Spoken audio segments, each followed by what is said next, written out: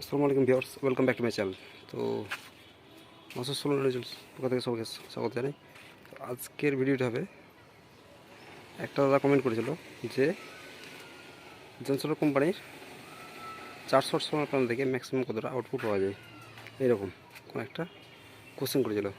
তো সেটা দেখিয়ে দেবো লাইভ প্রুফ। এখানে মনে দেখতে পাচ্ছ 400 ওয়াটের বডি এখানে 400 ওয়াটের দুটি সোলার প্যানেল রয়েছে, 800 ওয়াট।